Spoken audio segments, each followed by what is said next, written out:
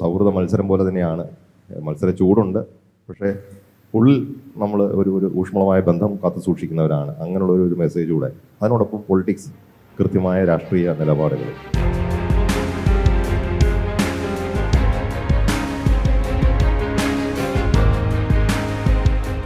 ഓരോരുത്തരും അവരവരുടെ കാര്യങ്ങൾ പറഞ്ഞങ്ങ് തുടങ്ങാം.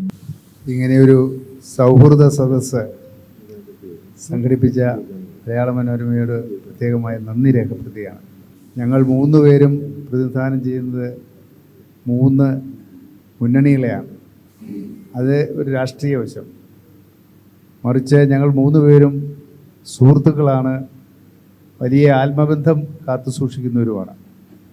അത്തരത്തിൽ ഈ തെരഞ്ഞെടുപ്പ് ഞങ്ങളെ സംബന്ധിച്ചിടത്തോളം ഒരു രാഷ്ട്രീയ പോരാട്ടം എന്ന നിലയിലേക്ക് കാര്യങ്ങൾ പോകും എന്നതിന് യാതൊരു സംശയവുമില്ല. തെരഞ്ഞെടുപ്പുകൾ എപ്പോഴും രാഷ്ട്രീയമായി കാണേണ്ടതാണ്. 33 വർഷം മുമ്പ് ഞാൻ അപ്രതീക്ഷിതമായിട്ടാണ് പൊതുരംഗത്തേക്ക് വന്നത്. എൻ്റെ സഹോദരൻ ബാബു തെരഞ്ഞെടുപ്പിൽ മത്സരിച്ച അവസരത്തിൽ പെട്ടെന്ന് വേർപെട്ട സാഹചര്യം എല്ലാവർക്കും അറിയാം. അതിനുശേഷം ബഹുമാനായ KM മാണി സാറ് എന്നെ പൊതുരംഗത്തേക്ക്, തെരഞ്ഞെടുപ്പ് രംഗത്തേക്ക് കൊണ്ടുവന്നു.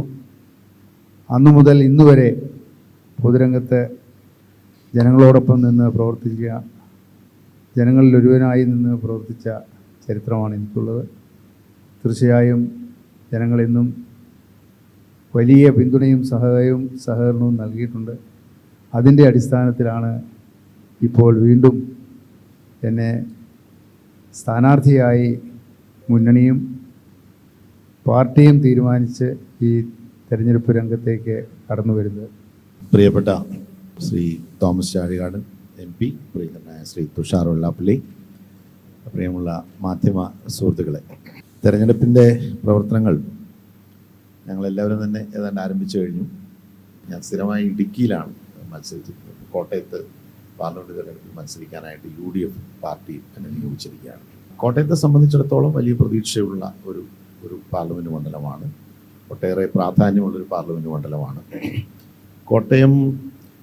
ഒരു പൈതൃക നഗരം, ഒരു ഹെറിറ്റേജ് സിറ്റി എന്നുള്ള നിലയിൽ ഡെവലപ്പ് ചെയ്യപ്പെടേണ്ട ഒരു പാർലമെൻറ്റ് മണ്ഡലമായിട്ടാണ് ഞാൻ കാണുന്നത്.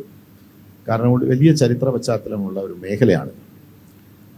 അപ്പോൾ അത് നമുക്ക് തീർച്ചയായിട്ടും പ്രയോജനപ്പെടുത്തേണ്ടതായിട്ടുണ്ട്.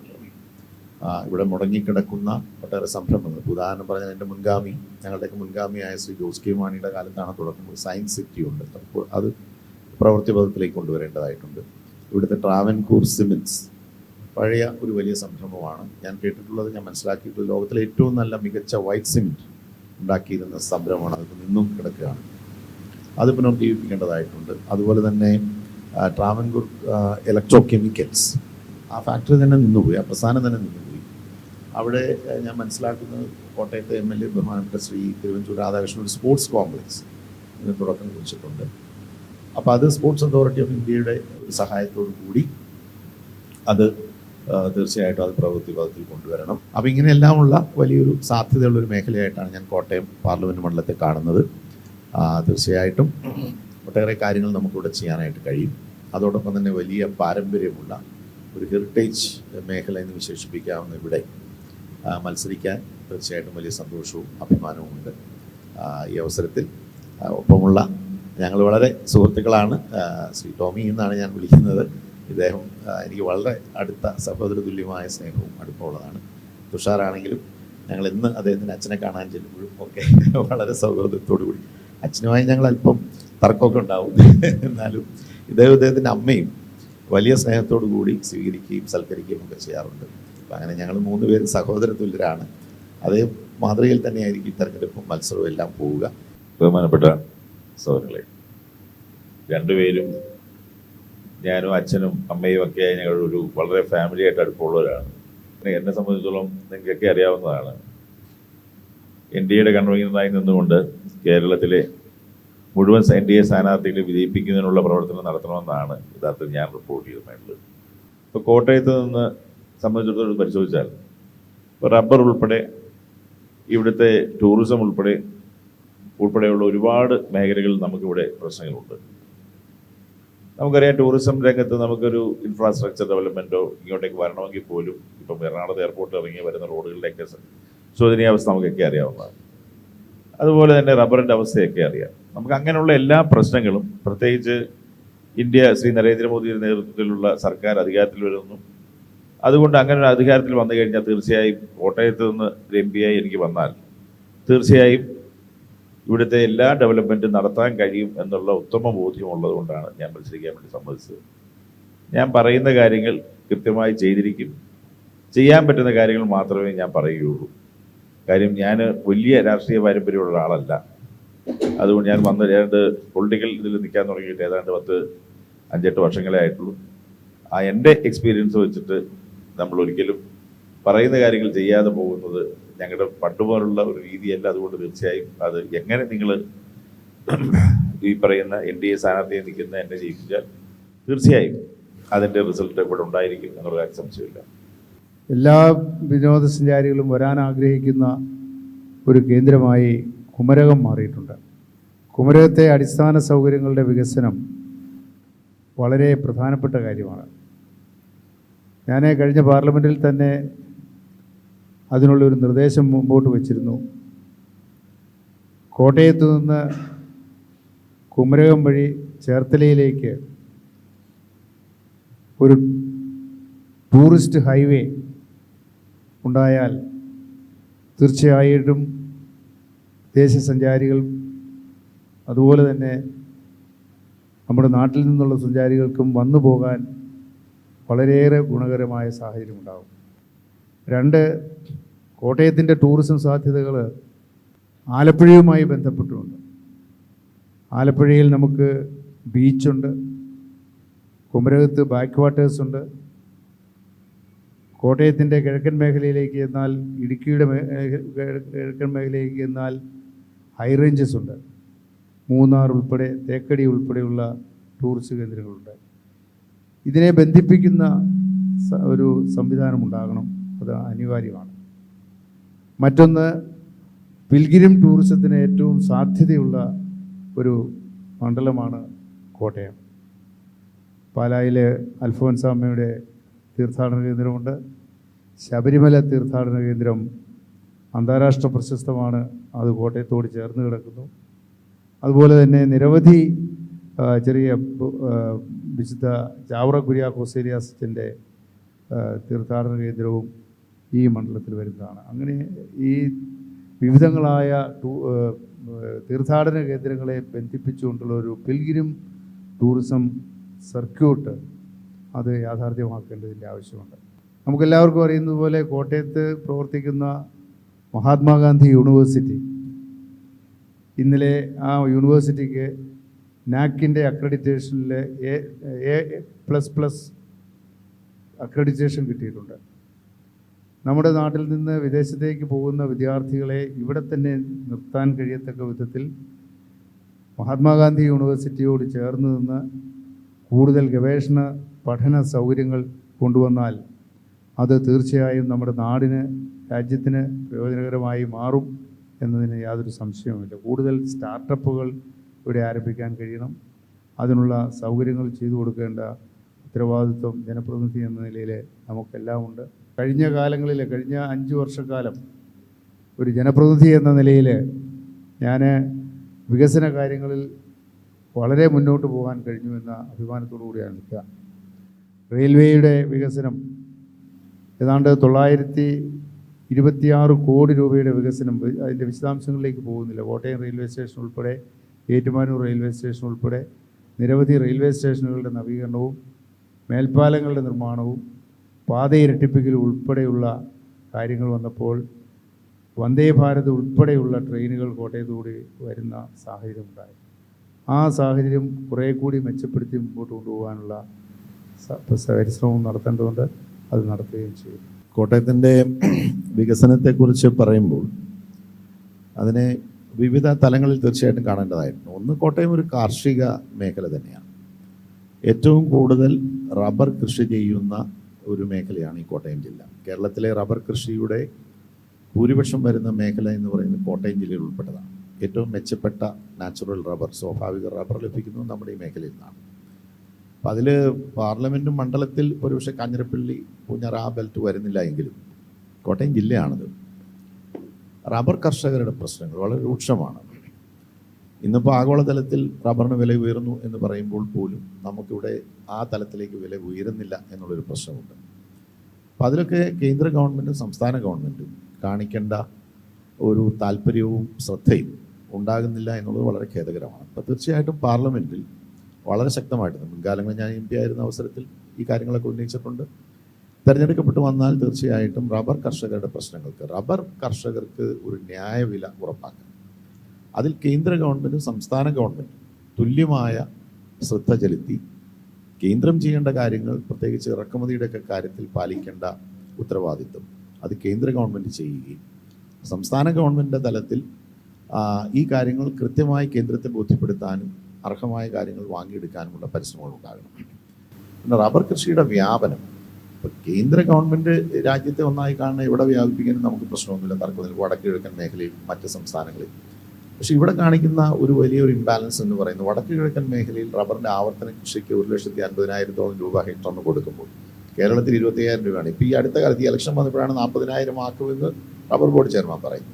കർണാടകത്തിലും തമിഴ്നാട്ടിലും ഒരു ഹെക്ടറിന് 40,000 രൂപ കൊടുക്കുന്നു. കേരളത്തിൽ പരമ്പരാഗതമായി ഈ രാജ്യത്തെ ഈ നിലയിലേക്ക് റബ്ബർ ഉൽപ്പാദക രാഷ്ട്രങ്ങളുടെ ഒരു 6-7 രാജ്യങ്ങൾ എടുത്താൽ അതിലൊന്ന് എന്നുള്ള നിലയിലേക്ക് ഉയർത്തിയ കേരളത്തിലെ സാധാരണക്കാരായിട്ടുള്ള കർഷകർക്ക് പ്രയോജനം ചെയ്യുന്ന രീതിയിൽ ആവർത്തന കൃഷിക്ക് ഈ പറയുന്ന 3,50,000 രൂപ വരുമെന്ന് റബ്ബർ ബോർഡ് തന്നെ കണക്കാക്കിയിട്ടുണ്ട്, ഒരു ഹെക്ടർ റബ്ബർ കൃഷി ചെയ്ത് അതിൻ്റെ ടാപ്പിംഗ് സ്റ്റേജിലെത്തിക്കാൻ. പക്ഷെ ഇവിടെ അത് ചെയ്യുന്നില്ല, 20,000 രൂപ അതുപോലും കൊടുക്കുന്നില്ല. അപ്പോൾ ഇങ്ങനെയുള്ള ഈ പ്രശ്നം തീർച്ചയായിട്ടും നമ്മൾ അഡ്രസ്സ് ചെയ്ത് പറ്റും. പാർലമെൻറ്റിൽ ഇത് ശക്തമായിട്ട് ഉന്നയിക്കണം, നമുക്ക് റിസൾട്ട് ഉണ്ടാക്കണം എന്നുള്ളതാണ് എൻ്റെ നിലപാട്. നെൽകർഷകരുടെ പ്രശ്നം കോട്ടയം എന്ന് പറയുമ്പോൾ അപ്പർ കുട്ടനാടുമായി ബന്ധപ്പെട്ടുകൊണ്ട് കിടക്കുന്നതാണ്. സമീപകാലത്തൊക്കെ ഉണ്ടായുള്ള നെല്ലെടുക്കുന്നു, എന്താ പറയുന്ന ഒരു റെസീറ്റ്, പാഡി റെസീറ്റ് ഷീറ്റ് കൊടുക്കുന്നു, അതുമായി കർഷകർ പോയി ബാങ്കുകളിൽ പോയി ക്യൂ നിൽക്കേണ്ട സ്ഥിതിയാണ്. എന്തിനു വേണ്ടിയിട്ടാണ്? ഇവിടുത്തെ കോപ്പറേറ്റീവ് സെക്ടറിൽ തന്നെ ഈ നെൽ പ്രശ്നത്തെക്കുറിച്ച് പഠിച്ച വിദഗ്ധ സമിതി കൃത്യമായി പറഞ്ഞിട്ടുണ്ട്. ഏതാണ്ട് 32,000 കോടി രൂപ വെറുതെ കിടക്കുകയാണ്, കടം കൊടുക്കാൻ, വായ്പ കൊടുക്കാതെ വെറുതെ ഡെഡ് മണിയായിട്ട് കിടക്കുകയാണ്. അതിന് പലിശ കൊടുത്തുകൊണ്ടിരിക്കുന്നത്. എന്ന് വെച്ചാൽ കോപ്പറേറ്റീവ് സെക്ടറിന് നഷ്ടമാണത് ആ പലിശ കൊടുക്കുന്നത്. എന്തുകൊണ്ട് ഈ ഗവൺമെൻറ്റിന് കൃത്യമായി ഈ കോപ്പറേറ്റീവ് ബാങ്കുകളുമായി ബന്ധപ്പെട്ട്, ഇപ്പോൾ നെല്ലുൽപാദക ജില്ലകളെന്ന് പറഞ്ഞാൽ പാലക്കാട്, തൃശ്ശൂർ, കോട്ടയം, ആലപ്പുഴ, ഈ 4 ജില്ലകളിലെ കോപ്പറേറ്റീവ് ബാങ്കുകളിൽ മാത്രം ഏതാണ്ട് 16,000-ലധികം കോടി രൂപ വെറുതെ കിടക്കുന്നുണ്ട്. ആ മേഖലയിലെ ബാങ്കുകളുമായി ഒരു അറേഞ്ച്മെൻറ്റ് ഉണ്ടാക്കിയാൽ മതി. ഈ കൺസോർഷ്യം അറേഞ്ച്മെൻറ്റിനൊന്നും പോകേണ്ട കാര്യമില്ല. State bank, federal bank, Canara bank എന്നുള്ള കൺസോർഷ്യത്തിനൊന്നും പോകേണ്ട. ഗവൺമെൻറ്റിൻ്റെ തന്നെ കോപ്പറേറ്റീവ് സെക്ടറിന് പ്രയോജനകരമാകും. അതോടൊപ്പം തന്നെ കർഷകർക്ക് പെട്ടെന്ന് അവരുടെ പണം കിട്ടുകയും ചെയ്യും. അപ്പോൾ അതിന് വേണ്ടിയിട്ടുള്ള ഒരു പരിശ്രമം തീർച്ചയായിട്ടും ഉണ്ടാകണം. പക്ഷെ അതിനപ്പുറം ഏത് കാർഷിക ഉൽപ്പന്നത്തിൻ്റെയും വാല്യൂ അഡീഷൻ, അതിന് നബാർഡിൻ്റെ വലിയ തോതിലുള്ള സഹായം, ഒരു സംസ്ഥാനത്തെ ഏറ്റവും പ്രധാനപ്പെട്ട 1-2 കാർഷിക ഉൽപ്പന്നങ്ങൾ വാല്യൂ അഡീഷൻ നടത്തി അത് കർഷകർക്കും മറ്റൊരു രീതിയിലുമൊക്കെ പ്രയോജനകരമാക്കാൻ വേണ്ടിയിട്ടുള്ള ഒരു പ്രോജക്റ്റ് ഉണ്ട്. നബാർഡ് ഫുള്ളായിട്ട് അത് ഫണ്ട് ചെയ്യും.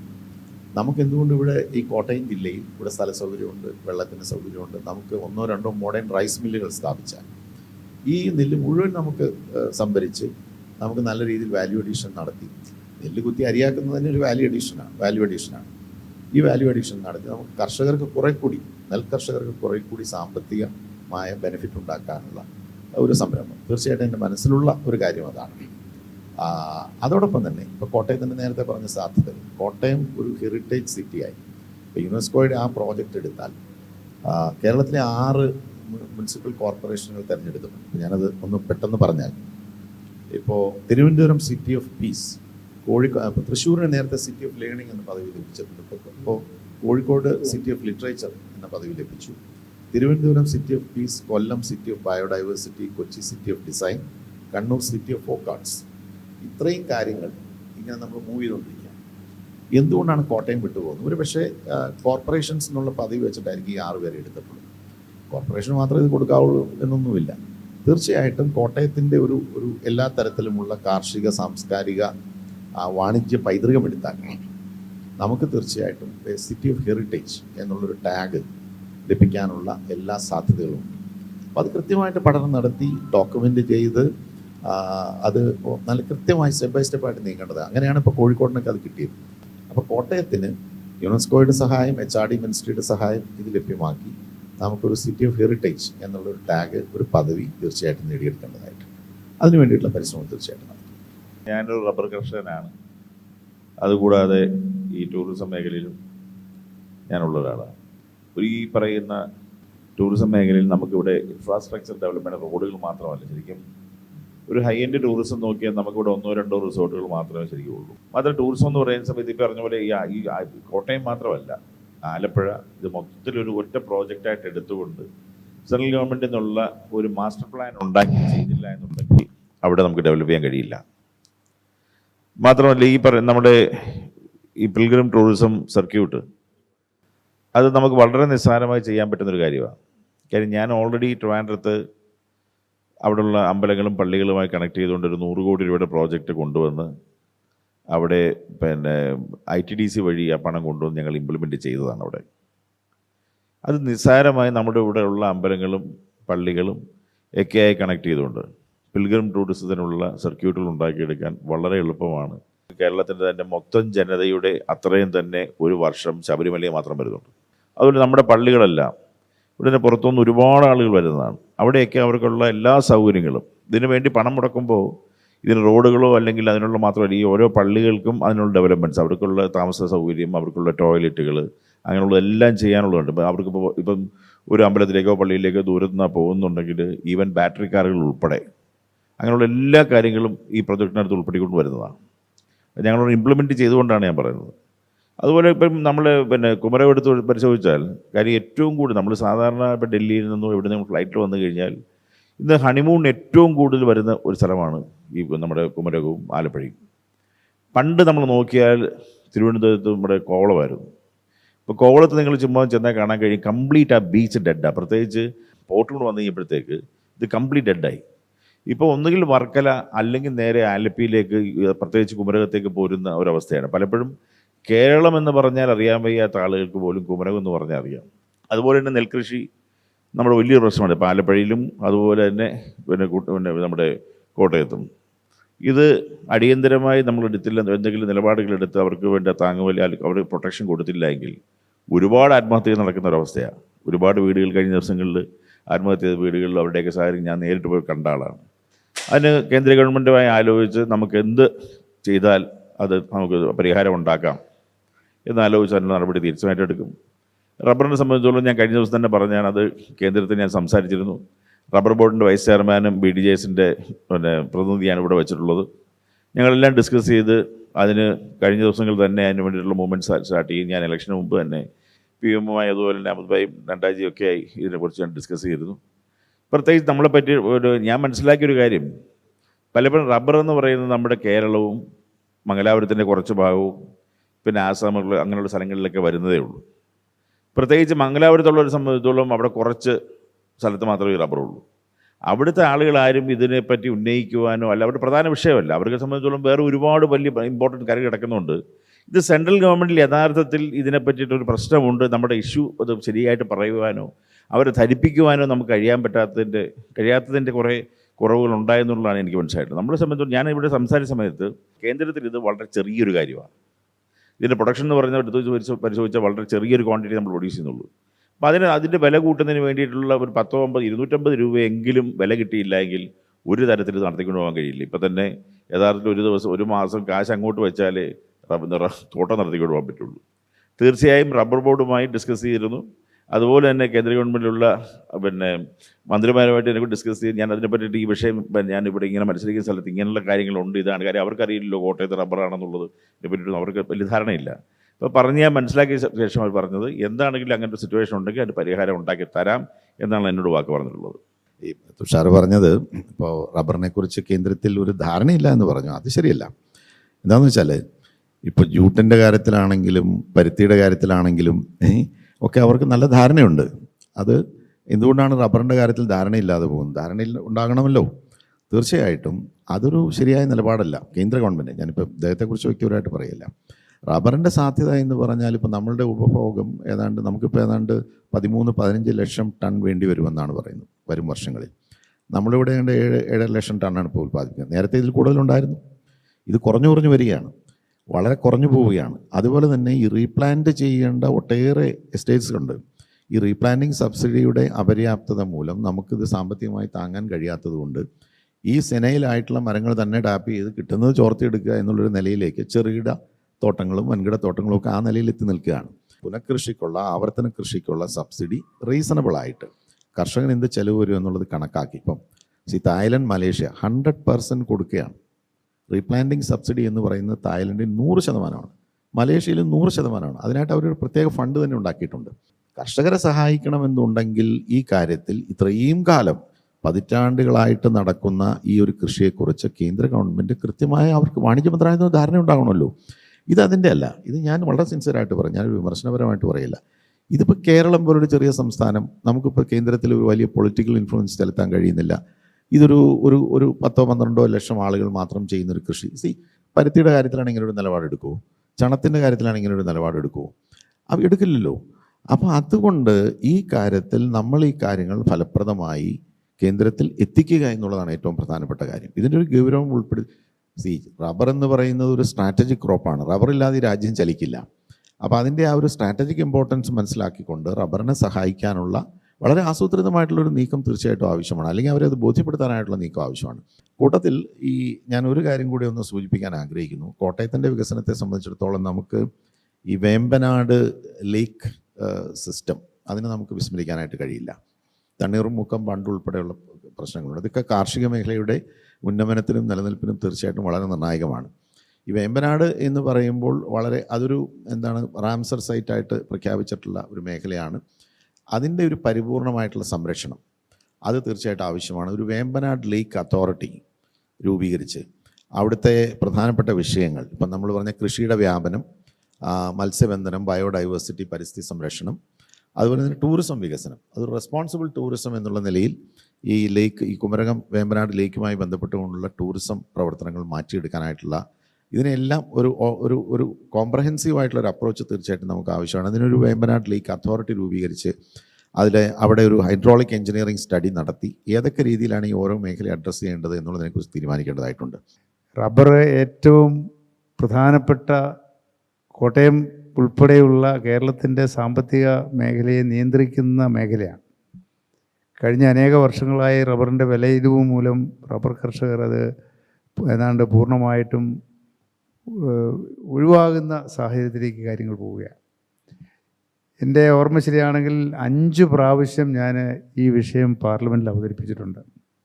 റബ്ബർ ആക്ടിൻ്റെ അമെൻമെൻറ്റ് വന്നപ്പോഴും ഈ കാര്യം ഞങ്ങൾ ചൂണ്ടിക്കാണിക്കുകയുണ്ടായി. യഥാർത്ഥത്തിൽ റബ്ബറിൻ്റെ പ്രശ്നം എന്ന് പറയുന്നത് പ്രിയപ്പെട്ട ഫ്രാൻസിസ് ജോർജ് ഇവിടെ സൂചിപ്പിച്ചതുപോലെ കേന്ദ്ര സർക്കാർ ചണത്തിൻ്റെ കാര്യത്തിലും പഞ്ഞിയുടെ കാര്യത്തിലും എടുത്ത നിലപാട് സ്വീകരിച്ചാൽ യാതൊരു സംശയവും വേണ്ട, റബ്ബറിൻ്റെ വില സ്വാഭാവികമായിട്ട് ഉയരും. റബ്ബറിനെ ഇതുവരെ ഒരു കാർഷിക വിളയായിട്ട് അംഗീകരിച്ചിട്ടില്ല. ഇത് വ്യാവസായിക ആവശ്യത്തിനുള്ള ഒരു റോ മെറ്റീരിയലായിട്ടാണ് കണക്കാക്കുന്നത്. ഞാൻ എൻ്റെ പാർലമെൻറ്റിലെ ഏറ്റവും അവസാനത്തെ സബ്മിഷൻ റബ്ബറിനെ കാർഷിക വിളയായി അംഗീകരിച്ചുകൊണ്ട് സർക്കാർ നടപടി സ്വീകരിക്കണം. കോട്ടണും ജൂട്ടിനും ആ സ്റ്റാറ്റസ് കൊടുത്തിരിക്കുന്ന സാഹചര്യത്തിൽ റബ്ബറിനും ആ സ്റ്റാറ്റസ് കൊടുക്കുന്നതിന് യാതൊരു തടസ്സവുമില്ല. കാർഷിക വിളയായി പ്രഖ്യാപിച്ചാൽ സ്വാഭാവികമായും MSPയിലേക്ക് ഈ വിളയെ കൊണ്ടുവരാൻ കഴിയും. ഏറ്റവും ചുരുങ്ങിയത് 250 രൂപയെങ്കിലുമായി ഇതിന് വില നിശ്ചയിക്കുകയും ചെയ്താൽ സ്വാഭാവികമായും റബ്ബർ കർഷകൻ വളരെ നല്ല നിലയിലേക്ക് പോകും. അതിനുള്ള നടപടികളാണ് ആവശ്യമായിട്ടുള്ളത്. അതിന് തീർച്ചയായിട്ടും കഴിഞ്ഞ കാലങ്ങളിൽ ഞാൻ നടപടികൾ സ്വീകരിച്ചിട്ടുണ്ട്. ഇനിയും മുമ്പോട്ട് അതേ രീതിയിൽ ഗവൺമെൻറ് റബ്ബർ കൃഷിക്ക് എന്തുമാത്രം പ്രാധാന്യമുണ്ട് എന്ന്, അതൊരു സ്ട്രാറ്റജിക് പ്രോഡക്റ്റാണ് എന്നതുകൊണ്ടാണ് 1947 ഇതുമായി ബന്ധപ്പെട്ടൊരു നിയമം തന്നെ കൊണ്ടുവന്നത്. ആ നിയമത്തിന് അമെൻമെൻറ്റ് കൊണ്ടുവന്നപ്പോൾ അതിന് നിരവധി ഭേദഗതികൾ നിർദ്ദേശിച്ചത് ഞാനും ബഹുമാനപ്പെട്ട ജോസ് കെ മാണിയുവ. അത്തരത്തിൽ റബ്ബറിന് മെച്ചപ്പെട്ട ഒരു സാഹചര്യം ഉണ്ടാകണമെങ്കിൽ കേന്ദ്ര സർക്കാർ തന്നെ നടപടി സ്വീകരിക്കണം. കേരള സർക്കാരിന് ചെയ്യാൻ കഴിയുന്ന കാര്യങ്ങൾ സർക്കാർ ചെയ്യുന്നുണ്ട്. ബഹുമാനായ KM മാണി സാർ ധനകാര്യമന്ത്രി ആയിരുന്നപ്പോഴാണ് ഈ കൃഷിക്ക് ഒരു റബ്ബറിന് വിലസ്ഥിരത ഫണ്ട് കൊണ്ടുവരികയും അന്ന് 85 രൂപയിലേക്ക് വില കൂപ്പുകുത്തിയപ്പോൾ 150 രൂപ നിശ്ചയിച്ച് ആ 150 രൂപയും 85 രൂപയും തമ്മിലുള്ള വ്യത്യാസം എത്രയാണോ ആ തുക കർഷകൻ്റെ അക്കൗണ്ടിലേക്ക് ഡെപ്പോസിറ്റ് ചെയ്യുകയും ചെയ്തുകൊണ്ടിരുന്നത്. ഇപ്പോൾ ഈ ഗവൺമെൻറ് അത് 170 വർദ്ധിപ്പിച്ചു. പിന്നീട് അത് ഇപ്പോൾ 180 ഉയർത്തിയിട്ടുണ്ട്. മറ്റൊന്ന്, നെൽകൃഷിയുടെ കാര്യം ഇവിടെ സൂചിപ്പിച്ചു. നെൽകൃഷിക്ക് ആവശ്യമായ പ്രോത്സാഹനം കൊടുക്കാൻ നെല്ല് സംഭരിച്ച് അത് പ്രോസസ്സ് ചെയ്യാൻ ഗവൺമെൻറ് ഇപ്പോൾ ഒരു പുതിയ കമ്പനി ആരംഭിച്ചു. 3 ആഴ്ച മുമ്പാണ് കൂടല്ലൂർ അതിനായി ഏതാണ്ട് 10 ഏക്കർ സ്ഥലം ഏറ്റെടുത്ത് അവിടെ ഒരു മില്ല് സ്ഥാപിക്കുന്നതിനുള്ള നടപടികൾ ത്വരിതഗതിയിൽ മുമ്പോട്ട് കൊണ്ടുപോവുകയാണ്. അത് വന്നു കഴിയുമ്പോഴേക്കും സ്വാഭാവികമായും നെല്ല് സംഭരിക്കുവാനും നെല്ല് പ്രോസസ്സ് ചെയ്ത് ഗുണമേന്മയുള്ള അരി മാർക്കറ്റിൽ എത്തിക്കുവാനും കഴിയും. അത് വരുമ്പോൾ സ്വാഭാവികമായും നെൽകർഷകർക്ക് മെച്ചപ്പെട്ട സൗകര്യങ്ങൾ ലഭിക്കുന്ന സാഹചര്യം. ഒരു പൊളിറ്റിക്കൽ ചോദ്യം. കഴിഞ്ഞ പ്രാവശ്യം UDFൻ്റെ സ്ഥാനാർത്ഥിയായിട്ടാണ് മത്സരിച്ചത്. ഇപ്രാവശ്യം നേരെ ടേൺ അടിച്ച് LDFൻ്റെ സ്ഥാനാർത്ഥിയായിട്ട് പോകുന്നു. അപ്പോൾ നാട്ടുകാരുടെ ഇടയിൽ ഉയരുന്ന ചോദ്യം, ഇല്ലെങ്കിൽ ഏറ്റവും പ്രധാനമായിട്ട് എങ്ങനെയാണ് അതിനെ ഫേസ് ചെയ്യുന്നത്? ഞാൻ UDFൻ്റെ സ്ഥാനാർത്ഥിയായിട്ടാണ് മത്സരിച്ച് വിജയിച്ചത്. അകാരണമായി ഞങ്ങളെ UDFിൽ നിന്നും പുറത്താക്കുകയായിരുന്നു. അതിൻ്റെ വീഡിയോ വളരെ കൃത്യമായിട്ട് കാണാൻ കഴിയും. ഞങ്ങൾ കോട്ടയം ജില്ലാ പഞ്ചായത്തുമായി ബന്ധപ്പെട്ട ഒരു തർക്കമുണ്ടായി. ആ തർക്കമുണ്ടായപ്പോൾ ഞങ്ങൾ ചില നിർദ്ദേശങ്ങൾ വെച്ചു. ആ നിർദ്ദേശങ്ങൾ അംഗീകരിക്കാൻ UDF നേതൃത്വം തയ്യാറാണ് എന്ന് ഞങ്ങളെ അറിയിക്കുകയും ചെയ്തിരുന്നു. പക്ഷേ എന്തുകൊണ്ട് അങ്ങനെ സംഭവിച്ചു എന്ന് ഞാൻ പറയുന്നില്ല. കാരണം അത് അവർ തന്നെ എക്സ്പ്ലെയിൻ ചെയ്യേണ്ട കാര്യമാണ്. പെട്ടെന്നൊരു ദിവസം ഞങ്ങളെ UDFിൽ നിന്നും പുറത്താക്കുന്നു എന്ന് തീരുമാനമെടുത്തപ്പോൾ ഞങ്ങൾക്ക് രാഷ്ട്രീയമായ നിലനിൽപ്പിന് ആവശ്യമുണ്ടായിരുന്നു. സ്വാഭാവികമായും കേരളത്തെ സംബന്ധിച്ചിടത്തോളം LDFും UDFും ആണ് പ്രധാനപ്പെട്ട 2 മുന്നണികൾ. ആ 2 മുന്നണികളിൽ ഒരു മുന്നണിയിൽ നിന്ന് 40 വർഷത്തോളം ബഹുമാനായ KM മാണി സാറും ഞങ്ങളും ആ മുന്നണിയുടെ ഭാഗമായി നിന്നവരാണ്. ഞങ്ങളെ പെട്ടെന്ന് പുറത്താക്കുന്നു എന്ന് പറഞ്ഞപ്പോൾ അങ്ങനെ തന്നെയാണ് പറഞ്ഞത്, യാതൊരു സംശയവുമില്ല. അങ്ങനെ പുറത്താക്കിയ ഒരു ഘട്ടത്തിൽ ഞങ്ങൾ സ്വാഭാവികമായും ഒരു രാഷ്ട്രീയ പാർട്ടിയുടെ നിലനിൽപ്പിന് ആവശ്യമായ നടപടി സ്വീകരിച്ചു. ഞങ്ങൾ ഇടതുപക്ഷ ജനാധിപത്യ മുന്നണിയുമായി സംസാരിച്ചു. ഞങ്ങൾക്ക് അംഗീകാരം കിട്ടി. ആ അംഗീകാരത്തിൻ്റെ പ്രതിഫലനമാണ് പിന്നീടുണ്ടായത് എന്ന് എല്ലാവർക്കും അറിയാം. പെട്ടെന്ന് നടന്ന തദ്ദേശ സ്വയംഭരണ സ്ഥാപനങ്ങളിലെ തെരഞ്ഞെടുപ്പിൽ കേരളത്തിലെ മിക്കവാറും ഭൂരിപക്ഷം ഗ്രാമ ബ്ലോക്ക് ജില്ലാതലത്തിൽ ഇടതുപക്ഷ ജനാധിപത്യ മുന്നണിക്ക് ഭൂരിപക്ഷമുണ്ടായി. കോട്ടയം ജില്ലാ പഞ്ചായത്തുമായി ബന്ധപ്പെട്ട തർക്കമാണ് ഉണ്ടായിരുന്നത്. കോട്ടയം ജില്ലാ പഞ്ചായത്തിൽ ഞങ്ങൾ UDFിലായിരുന്നപ്പോൾ എത്ര സീറ്റ് കിട്ടിയിരുന്നോ, ഞങ്ങൾ LDFിലേക്ക് മാറിയപ്പോൾ അത്രയും സീറ്റോടുകൂടി വീണ്ടും LDF കോട്ടയം ജില്ലാ പഞ്ചായത്തിൽ അധികാരത്തിൽ വരുന്ന സാഹചര്യം ഉണ്ടായി. പിന്നീട് നടന്ന നിയമസഭാ തെരഞ്ഞെടുപ്പിലും ചരിത്രത്തിലാദ്യമായി ഒരു ഗവൺമെൻറ്റിൻ്റെ തുടർച്ച അതേ മുന്നണിക്ക് തന്നെ ഉണ്ടാകുന്ന സാഹചര്യമുണ്ടായി. അത് ആ രാഷ്ട്രീയ സാഹചര്യങ്ങൾ അങ്ങനെ വന്നപ്പോൾ സ്വാഭാവികമായും ഞങ്ങൾക്ക് നിലപാടെടുക്കേണ്ടി വന്നു. ആ നിലപാടാണ് ഞങ്ങൾ ഇന്ന് ജനങ്ങളോട് വിശദീകരിച്ച് അവരെല്ലാവരും അത് അംഗീകരിച്ചുകൊണ്ട് മുമ്പോട്ട് പോവുകയാണ്. ഈ നെല്ലിൻ്റെ ഒരു കമ്പനി തുടങ്ങിയെന്നൊക്കെ പറയും. ഈ ഗവൺമെൻറ് ഈ കാര്യത്തിലൊക്കെ എന്തെങ്കിലും ആത്മാർത്ഥത കാണിക്കുന്നുണ്ടോ? ഒന്നാം പിണറായി സർക്കാരിൻ്റെ 1ാം വാർഷികം 2017 മുഖ്യമന്ത്രി പ്രഖ്യാപിച്ചത് CIAL model rubber company, Kerala rubber limited എന്ന് പറഞ്ഞൊരു കമ്പനി രൂപീകരിച്ച്, എന്ന് വെച്ചാൽ കോപ്പറേറ്റീവ് സെക്ടർ അല്ല, സിയാൽ എയർപോർട്ട് പോലെ തുടങ്ങി അത് പ്രവർത്തി പദ്ധതിയിൽ ഇന്ന് വരെ ഒന്നും സംഭവിച്ചിട്ടില്ല. അതിങ്ങനെ പോയിക്കൊണ്ടിരിക്കുകയാണ്. കമ്പനി ഇങ്ങനെ നടക്കുന്നു എന്നൊക്കെ പറഞ്ഞ് പോകുന്നതല്ലാതെ ഇത് ഇത്രയും നാളായിട്ട് 7 വർഷമായിട്ടും ആ കാര്യത്തിൽ ഫലപ്രദമായിട്ടൊന്നും ഈ ഗവൺമെൻറ് ചെയ്തിട്ടില്ല. ഇവിടെ പ്രിയപ്പെട്ട ശ്രീ തോമസ് ചാഴികാടൻ പറഞ്ഞതുപോലെ നമ്മളിതിനെ കാർഷിക വിളയായി പ്രഖ്യാപിക്കണം. അങ്ങനെ ഏകപക്ഷീയമായിട്ട് കേന്ദ്ര ഗവൺമെൻറ് കാർഷിക വിളയായിട്ട് ഇപ്പോൾ പ്രഖ്യാപിക്കാൻ പറ്റില്ല. ശ്രീ തോമസ് ചാഴികാടൻ പറഞ്ഞ നമ്മുടെ രാഷ്ട്രീയ ചോദ്യം എന്താണ് സംഭവിച്ചത് സത്യസന്ധമായിട്ട് പറയുക. അദ്ദേഹത്തിനും ഇതിൻ്റെ സത്യസന്ധമായിട്ട് കാര്യങ്ങളൊക്കെ അറിയാം. ഞങ്ങൾ 2010 ഞങ്ങളുടെ 2 പാർട്ടികളും യോജിക്കുന്നു. ഞങ്ങൾ ചില ധാരണകളൊക്കെ ഉണ്ടാക്കി. ആ ധാരണയുടെ അടിസ്ഥാനത്തിൽ ഞങ്ങൾ പിന്നീട് വന്ന ത്രിതല പഞ്ചായത്ത് തെരഞ്ഞെടുപ്പിൽ ഞാനൊരു 2 മിനിറ്റ് കൂടുതൽ എടുക്കണം. അതെങ്ങനെ പറഞ്ഞുകൊണ്ട് എനിക്കത് വിശദീകരിക്കാതിരിക്കാൻ കഴിയില്ല. സീറ്റുകളൊക്കെ മാണി ജോസഫ് വിഭാഗം ഒരു പാർട്ടിയായി. എന്നാലും നമുക്കറിയാമല്ലോ നമ്മുടെ രാഷ്ട്രീയത്തിൽ അതൊക്കെ ഒന്ന് ശരിക്ക് യോജിച്ച് ഒന്നായി വരണമെങ്കിൽ കുറച്ച് ടൈമൊക്കെ എടുക്കും. അപ്പോൾ സീറ്റുകൾ വിഭജിച്ചപ്പോഴും ഒക്കെ we got a very raw deal. അന്നത്തെ ആ ചർച്ചകൾക്ക് ജോസഫ് വിഭാഗത്തിൽ നിയോഗിച്ചിരുന്ന എന്നെയായിരുന്നു എൻ്റെ വിശദാംശങ്ങൾ തയ്യാറാക്കാൻ. അപ്പുറം നിന്ന് ശ്രീ ജോയി എബ്രാഹിമായിരുന്നു. അദ്ദേഹം ഇന്നിപ്പോൾ ഇപ്പറയാണ്. ഞങ്ങൾ 2 പേരും കൂടെയാണ് രാത്രി പകലാക്കി ഈ ചർച്ചകളൊക്കെ നടത്തി ഒരു എഗ്രിമെൻ്റൊക്കെ എഴുതി ഉണ്ടാക്കി.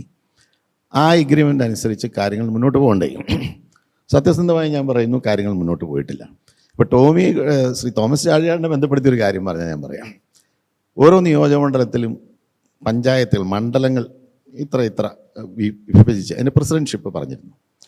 കേരളത്തിൽ ഞാൻ പറയുമ്പോൾ ടോമിക്ക് വിഷമം തോന്നരുത്, 1-2 പഞ്ചായത്ത്, ഞങ്ങൾക്കെല്ലാം കുറച്ചാണ് കിട്ടുന്നത്. പഞ്ചായത്ത് തരാത്ത ചുരുക്കം ചില നിയോജകങ്ങളിൽ ഒന്ന് ഏറ്റുമാനൂരായിരുന്നു. ടോമിക്ക് അത് തീരുമാനം എടുക്കാൻ പറ്റില്ല, കാരണം ലോക്കൽ എതിർപ്പ് വരികയാണ്. അത് പറ്റില്ല, അത് കൊടുക്കാൻ പറ്റില്ല, ഇത് കൊടുക്കാൻ പറ്റില്ല. അങ്ങനെയൊന്നുമല്ലോ, നമ്മളൊരു തീരുമാനം എടുത്താൽ അത് ഇംപ്ലിമെൻറ്റ് ചെയ്തിരിക്കണം. ഇവിടെ എന്താ സംഭവിച്ചത്? ഞങ്ങൾക്ക് അന്ന് ജില്ലാ പഞ്ചായത്ത് സീറ്റിൽ ഒരേ ഒരു സീറ്റാണ് കിട്ടിയത്. ഇല്ല, 1 2 ഒരു സീറ്റ്, 2 സീറ്റ്. ആ 2 സീറ്റിൽ ഒരു സീറ്റാണ് വിജയിച്ചത്. അതായത് ഇപ്പോഴത്തെ കാഞ്ഞിരപ്പള്ളി പൂഞ്ഞാർ MLA സെബാസ്റ്റ്യൻ കുളത്തിങ്കലാണ് ആ ജില്ലാ പഞ്ചായത്ത് ഡിവിഷനിൽ നിന്ന് കാഞ്ഞിരപ്പള്ളി ജില്ലാ പഞ്ചായത്ത് ഡിവിഷനിൽ വിജയിച്ചു വന്നത്. കോൺഗ്രസ് പാർട്ടിയുമായി കേരള കോൺഗ്രസ് ധാരണ ഉണ്ടാക്കുന്നു. ആദ്യത്തെ 3 വർഷം അല്ല 2 വർഷം കോൺഗ്രസ്സിന്, 3 വർഷം കേരള കോൺഗ്രസിന് ധാരണ ഉണ്ടാക്കുന്നു. അതിൽ കേരള കോൺഗ്രസ്സുകൾ തമ്മിൽ വീതം വെച്ചപ്പോൾ 2 വർഷം മാണി വിഭാഗത്തിനും അവസാനത്തെ 1 വർഷം ജോസഫ് വിഭാഗത്തിനും തീരുമാനിക്കും. അതായത് ഞങ്ങൾക്ക് ജോസഫ് വിഭാഗത്തിന് ഒരേ ഒരാളുകൾ സെബാസ്റ്റ്യൻ കുളത്തിങ്കൽ, അദ്ദേഹം ജീവിച്ചിരിപ്പുണ്ട്, അദ്ദേഹത്തോട് ചോദിച്ചു നോക്കിയുള്ളൂ വിശദാംശം. 1 വർഷം തീരുമാനിക്കുന്നു. 2016 ഇടയ്ക്ക് വെച്ച് മാണി സാറ് മുന്നണി വിട്ടുപോകുന്നു, UDF വിടുന്നു, എങ്ങും ഇല്ലാതെ ഒരു മുന്നണിയും ഇല്ലാതെ നിൽക്കുന്നു. അത് കഴിഞ്ഞ് വീണ്ടും തിരിച്ചു വരുന്നു. അപ്പോൾ അതിനിടയ്ക്ക് കോട്ടയം ജില്ലാ പഞ്ചായത്തിൽ ചില മാറ്റങ്ങൾ വന്നു. കോൺഗ്രസിന് പിന്തുണ പിൻവലിച്ചു, കോൺഗ്രസ് താഴെ പോയി. LDFൻ്റെ പിന്തുണയോടുകൂടി മാണി സാറിൻ്റെ ആൾ പ്രസിഡൻ്റ് ആകുന്നു. അല്ലേ, ഇതൊക്കെ സത്യമാണല്ലോ. വരുന്നു, അത് കഴിഞ്ഞ് തിരിച്ചു വരുന്നു. തിരിച്ചു വരുമ്പോൾ ഞാൻ ചോദിക്കട്ടെ, നമ്മളിപ്പോൾ ഒരു എഗ്രിമെൻ്റ് ഒന്നും എഴുതി വെക്കേണ്ട ആവശ്യമില്ല. നമ്മൾ മാന്യന്മാർ തമ്മിലൊരു കാര്യം പറഞ്ഞാൽ, ഇല്ലേ തുഷാർ, നമ്മൾ വാക്ക് പാലിക്കണം. അവസാനത്തെ 1 വർഷം ജോസഫ് വിഭാഗത്തിനെന്ന് പറഞ്ഞത് തരാൻ എന്തായിരുന്നു ബുദ്ധിമുട്ട്? അത് തരില്ല. അപ്പോൾ എന്താ പറഞ്ഞത്? എഗ്രിമെൻ്റ് ഉണ്ടെങ്കിൽ കാണിക്കുക എന്നാണ് പറഞ്ഞത്. നിങ്ങളിപ്പോൾ നിങ്ങളുടെ മനോരമ തന്നെ എടുത്തു നോക്കിയോ, നിങ്ങളുടെ ആർക്കൈവ്സിൽ പഴയ പത്രങ്ങൾ ഇരിപ്പുണ്ടല്ലോ, എഗ്രിമെൻ്റ് ഉണ്ടെങ്കിൽ കാണിക്കുമെന്ന് പറഞ്ഞു. ആ സമയത്ത് ഞാൻ ഈ സംവിധാനത്തിലില്ല, അതുകൊണ്ട് എനിക്കറിയില്ല അതിന് ഈ പഞ്ചായത്ത് എഗ്രിമെൻ്റ് എന്താണ് ഉണ്ടാക്കിയതെന്ന് അറിയില്ല. അപ്പോൾ അങ്ങനെ പറഞ്ഞ് തർക്കിച്ച് 1 വർഷത്തിൽ 8 മാസത്തോളം മാണി വിഭാഗത്തിൻ്റെ കയ്യിൽ അങ്ങനെ പോയി. അവസാനത്തെ 6 മാസം അത് കൊടുക്കണം, ജോസഫ് വിഭാഗത്തിന് കൊടുക്കണം എന്ന് UDF നേതൃത്വം ഒരു തീരുമാനം എടുക്കുന്നു. ആ കോവിഡ് കാലമാണ്. ബഹുമാനപ്പെട്ട ഉമ്മൻചാണ്ടി സാർ, ഞാനത് സജീവമായിട്ടുള്ളതുകൊണ്ട് ഞാൻ പറയാം, വളരെ താഴ്ന്ന് പറഞ്ഞു, ഞങ്ങളുടെ ഒരു റിക്വസ്റ്റാണ്, നിങ്ങളിത് അനുസരിക്കണം. ഒരു ധാരണയാണല്ലോ, ആ ധാരണ പാലിച്ചില്ല. VK കുഞ്ഞാലിക്കുട്ടി സാഹിബ് കോവിഡ് കാലത്ത് കാർ ഓടിച്ചു വിടാം ഈ വിഷയം തീർക്കാനായിട്ട്. കോഴിക്കോട് മലപ്പുറത്ത് വന്നു, വിഷയം തീർന്നില്ല. ആ 6 മാസമെങ്കിലും കൊടുത്ത് ആ വിഷയം തീർക്കണ്ടേ? അപ്പോൾ അതിന് പറഞ്ഞത് എഗ്രിമെൻ്റ് ഇല്ല എന്ന് പറയും. അപ്പോൾ എല്ലാം UDF നേതൃത്വം കൂടി ഒരു തീരുമാനമെടുത്തു. കോൺഗ്രസും മുസ്ലിം ലീഗും ഘടകകക്ഷികളെല്ലാവരും യുനാനിമസ്. UDF നേതൃത്വം എടുത്ത് ഈ തീരുമാനം അനുസരിച്ചില്ല എങ്കിൽ അടുത്ത UDF യോഗത്തിൽ കേരള കോൺഗ്രസ് എമ്മിനെ പങ്കെടുപ്പിക്കില്ല. അടുത്ത UDF യോഗത്തിൽ, അല്ലാതെ മുന്നണിയിൽ നിന്ന് പുറത്താക്കി എന്ന് പറഞ്ഞിട്ടില്ല. നിങ്ങൾ ആരും നോക്കിക്കോ. പക്ഷേ ഇതങ്ങ് വാർത്ത, നിങ്ങൾ മാധ്യമങ്ങളൊന്നും കുഴപ്പം കാണിച്ചു. ജോസ് കെ മാണിയെ പുറത്താക്കി എന്ന് പറഞ്ഞുകൊണ്ട് ഈ ചാനലുകാരെല്ലാം അങ്ങോട്ട് ഒരു വാർത്ത അങ്ങ് വിട്ടു. അത് കേൾക്കാൻ നോക്കിയിരിക്കുകയായിരുന്നല്ലോ നമ്മുടെ സ്നേഹം. ഞങ്ങളെ പുറത്താക്കി എന്ന് പറഞ്ഞുകൊണ്ട് ഉടനെ ചാടി. ഇതാണ് സത്യത്തിൽ സംഭവിച്ചത്. ആരും പുറത്താക്കിയിട്ടില്ല, ആരും പുറത്ത് പോകാൻ പറഞ്ഞില്ല. ഈ അപ്പുറം പോകാനുള്ള പ്രോസസ്സൊക്കെ തുടങ്ങിയത് തോമസ് ചാഴികാടിന് അറിയാം. ഞങ്ങൾ ഒരുമിച്ചിരിക്കുമ്പോൾ തന്നെ ഈ പ്രോസസ്സൊക്കെ ആരംഭിച്ചിരുന്നതാണ്, പോകാൻ തന്നെ തയ്യാറെടുത്തിരുന്നതാണ്. അപ്പോൾ അതിനൊരു കാരണം, ഒരു പൊളിറ്റിക്കൽ റീസണിന് വേണ്ടിയിട്ട് മാത്രമാണ് ഈ ഒരു കഥ ഇങ്ങനെ ഇപ്പോഴും പറഞ്ഞുകൊണ്ടിരിക്കുകയാണ്. അത് ശരിയല്ല. നമ്മളൊരു വാക്ക് പറഞ്ഞാൽ ആ വാക്ക് പാലിച്ചിരിക്കും. ഒരു കാരണവശാലും കഥയല്ല. വളരെ കൃത്യമായിട്ട് സൂചിപ്പിക്കട്ടെ, ജില്ലാ പഞ്ചായത്തുമായി ബന്ധപ്പെട്ട തർക്കമുണ്ടാകുമ്പോൾ ആരെയാണ് അവർ പ്രസിഡൻ്റാക്കണമെന്ന് ആവശ്യപ്പെട്ടതെന്ന് അന്വേഷിക്കണം. പരമ്പരാഗതമായി മാണി ഗ്രൂപ്പിനോടൊപ്പം നിന്ന് വിജയിച്ച 2 ആളുകളെ കൂട്ടത്തിലേക്ക് കൊണ്ടുവന്നിട്ട് അവരിലൊരാളെ പ്രസിഡൻ്റാക്കണമെന്ന് പറയും. അത് ഞങ്ങൾക്ക് അംഗീകരിക്കാൻ കഴിയുമായിരുന്നില്ല. ഇതൊക്കെ രാഷ്ട്രീയമാണ്, ഗ്രൂപ്പിസമാണ് എങ്കിൽ എന്നൊക്കെ പറയാമായിരിക്കാം. അങ്ങനെ 2 പേരെ അപ്പുറത്തേക്ക് വിളിച്ചു മാറ്റിയിട്ട് അവരിലൊരാളെ പ്രസിഡൻ്റാക്കാൻ നടപടി സ്വീകരിക്കണം എന്നാണ് ആവശ്യപ്പെട്ടത്. അത് ഞങ്ങൾക്ക് അംഗീകരിക്കാൻ കഴിയുമായിരുന്നില്ല. 2 ബഹുമാനപ്പെട്ട ഫ്രാൻസിസ് ജോർജ് ഇവിടെ സൂചിപ്പിച്ചു, ഒരു യോഗത്തിലേക്ക് എന്ന്. ഞാൻ ആ വീഡിയോ എടുത്ത് കാണിക്കാം. വീഡിയോയിൽ പറയുന്നുണ്ട്, മാണി വിഭാഗത്തെ ഇനി ഇല്ലില്ല തുടർന്നുള്ള യോഗങ്ങളിൽ പങ്കെടുപ്പിക്കേണ്ട എന്ന് തീരുമാനിച്ചു എന്നാണ് UDF കൺവീനർ അന്ന് ബെന്നി ബെഹനാൻ സൂചിപ്പിച്ചത്. അങ്ങനെ വന്നപ്പോൾ മാധ്യമപ്രവർത്തകർ ചോദിച്ചു, അപ്പോൾ അവരെ പുറത്താക്കിയാണ് ഇല്ലേ എന്ന് ചോദിച്ചപ്പോൾ അദ്ദേഹത്തിൻ്റെ മറുപടി വീഡിയോയിൽ കാണാൻ കഴിയും. പിന്നെ അല്ലാതെ വേറെന്താണ് അതിനർത്ഥം എന്ന് ചോദിച്ചാൽ പിന്നെ ഞങ്ങളതിൻ്റെ അർത്ഥം തപ്പി നടക്കേണ്ട ഒരു കാര്യവും ഇല്ല. അതുകൊണ്ട് തന്നെ ഈ തീരുമാനമെടുത്തു, ഇടതുപക്ഷത്ത് പോയി. ഇന്ന് ഞങ്ങൾ ഇടതുപക്ഷത്ത് സംതൃപ്തരാണ്. LDF ശ്രീ തോമസ് ചാഴികാടൻ പറഞ്ഞു ഭയങ്കര സംതൃപ്തി ഉണ്ടെന്ന് പറഞ്ഞു. പക്ഷേ ഈ നമ്മുടെ പാലായിൽ വന്ന സമയത്ത് ജനസദസ്സ് നടന്ന സമയത്ത് റബ്ബറിൻ്റെ വിഷയം പറഞ്ഞപ്പോൾ തന്നെ മുഖ്യമന്ത്രി ഭയങ്കരമായി ആക്ഷേപിച്ച് ഒരു ശകാരം ഉണ്ടായി. അതിൽ വേണ്ട വിധം റിയാക്ട് ചെയ്തില്ല. അതിൽ നമ്മളൊരു ഒരു ഒരു വല്ലാതെ നിന്നുപോയി എന്നൊരു ആക്ഷേപം UDF. ഞാൻ ഒരു കാര്യം സൂചിപ്പിക്കട്ടെ, മാധ്യമങ്ങളിൽ വന്ന കാര്യം യഥാർത്ഥത്തിൽ മുഖ്യമന്ത്രി എന്നെ ശകാരിക്കുകയൊന്നും ചെയ്തില്ല. ഉണ്ടായത് അദ്ദേഹത്തിൻ്റെ പ്രസംഗത്തിൻ്റെ വീഡിയോ എടുത്ത് നോക്കിക്കോളൂ. അദ്ദേഹം പറഞ്ഞത്, ഞാൻ കടന്നു വരുമ്പോൾ ഇവിടുത്തെ അവതാരക പറഞ്ഞത് ഞാൻ കാസർഗോഡ് മുതൽ പരാതികൾ സ്വീകരിച്ചു വരുന്നു എന്നാണ് സൂചിപ്പിച്ചത്. അത് ശരിയല്ല. പരാതികൾ സ്വീകരിക്കുക എന്നത് നവകേരള സദസ്സിൻ്റെ ഒരു ഭാഗം മാത്രമാണ്. ആ ഭാഗം മാത്രമുള്ളൂ എന്നത് അപ്പുറത്ത് അവതാരക അവതരിപ്പിച്ചത് പരാതികൾ സ്വീകരിക്കാൻ വേണ്ടിയിട്ടാണ് ഈ സദസ്സ് എന്നാണ് പറഞ്ഞത്. അത് ശരിയല്ല എന്ന് അദ്ദേഹം പറഞ്ഞതിന് ശേഷം ഞാൻ ഈ 3 കാര്യങ്ങൾ സൂചിപ്പിച്ചു. 1, റബ്ബറിൻ്റെ വില വർദ്ധിപ്പിക്കാൻ നടപടി സ്വീകരിക്കണം, 250 കൊണ്ടുവരണം, അത് 200 ആക്കി വർദ്ധിപ്പിക്കണമെന്ന് പറഞ്ഞു. 2, പാലായിലെ ആ സ്റ്റേഡിയം, ആ സദസ്സ് നടന്ന സ്റ്റേഡിയം, അതിൻ്റെ ട്രാക്ക് പൊട്ടിപ്പൊളിഞ്ഞ് കിടക്കുകയാണ്. അതിന് 7 കോടി രൂപയോളം ചിലവ് വരും. അത് മുഴുവൻ ചിലവാക്കാൻ മുനിസിപ്പാലിറ്റിക്ക് ഫണ്ടില്ല. അതുകൊണ്ട് ഗവൺമെൻറ്റിൻ്റെ സഹായം വേണമെന്ന് സൂചിപ്പിച്ചു. 3, ചേർപ്പുങ്കൽ പാലം പണി എഴഞ്ഞു നീങ്ങുന്നു, അത് എത്രയും വേഗം പൂർത്തിയാക്കണമെന്നാണ്. ഈ 3 കാര്യങ്ങളും ഇപ്പോൾ നടന്നു. റബ്ബറിൻ്റെ വിലയിൽ കൂടുതൽ 170 എന്നുള്ളത് 180 വർദ്ധിപ്പിച്ചുകൊണ്ട് ബഡ്ജറ്റിൽ തീരുമാനം വന്നു. പാലായിലെ സ്റ്റേഡിയം നന്നാക്കാൻ വേണ്ടിയിട്ട് 7 കോടി രൂപ ബഡ്ജറ്റിൽ അനുവദിച്ചു ബഹുമാനപ്പെട്ട ധനകാര്യമന്ത്രി. 3, പാലത്തിൻ്റെ നിർമ്മാണം പൂർത്തിയായി, അതിൻ്റെ ഉദ്ഘാടനവും പൂർത്തിയായി. അപ്പോൾ ഞാൻ സൂചിപ്പിച്ചത്, മുഖ്യമന്ത്രി എന്നെ ആക്ഷേപിക്കാൻ വേണ്ടിയിട്ട് അദ്ദേഹം പറഞ്ഞു വന്ന കൂട്ടത്തിൽ പറഞ്ഞു, ചാഴികാടനും ഈ കാര്യം ബോധ്യമായില്ല എന്ന് തോന്നുന്നു എന്ന ഒരു വാക്ക് അദ്ദേഹം ഉപദേശിച്ചു. ഒരു പാർലമെൻറ്റ് അംഗം അസഭ്യമോ മോശത്തരോ ഒന്നും പറഞ്ഞില്ലല്ലോ, ഒരു ജെനുവിൻ കാര്യമാണല്ലോ പറഞ്ഞത്. പാലായിലെ ഈ റബ്ബറിൻ്റെ വിഷയം പറഞ്ഞു, പാലായിലെ 2 പ്രാദേശിക വികസന ആവശ്യങ്ങൾ പറഞ്ഞു. അത് വേണ്ട പോലെ പരിഗണിക്കാമെന്നൊരു ഒറ്റ വാചകത്തിൽ നിർത്തേണ്ടതിന് പകരം മുഖ്യമന്ത്രി അതുപോലെ ഒരു ഷാർപ്പായിട്ടൊരു റിയാക്ഷൻ നടത്തിയത് അത് വളരെ മോശമായി. അദ്ദേഹം ഒരു ജനപ്രതിനിധിയാണല്ലോ.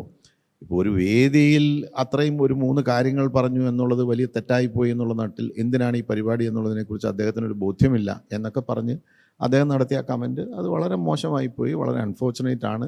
ഒരിക്കലും ഒരു അധികാര സ്ഥാനത്തിരിക്കുന്ന ആൾ നമ്മുടേതുപോലൊരു ജനാധിപത്യ വ്യവസ്ഥയിൽ ഒരു ജനപ്രതിനിധിയോട് അങ്ങനെ പറയാൻ പാടില്ലാത്തതാണെന്നാണ് എൻ്റെ വ്യക്തിപരമായ അഭിപ്രായം. നമ്മളതിനോട് കൃത്യമായിട്ട് പ്രതികരിക്കുകയും വേണം. അങ്ങനെയൊന്നും പേടിക്കേണ്ട കാര്യമൊന്നുമില്ല. അപ്പോൾ ആരാണെങ്കിലും എന്താണ്, നമുക്ക് നമ്മുടെ കാര്യങ്ങൾ പറയാൻ ഉള്ള അവകാശമില്ല എന്ന് പറഞ്ഞാൽ, ഇപ്പോൾ ഇതേപോലെ അനുഭവം നമുക്കുണ്ടായിട്ടുണ്ട്.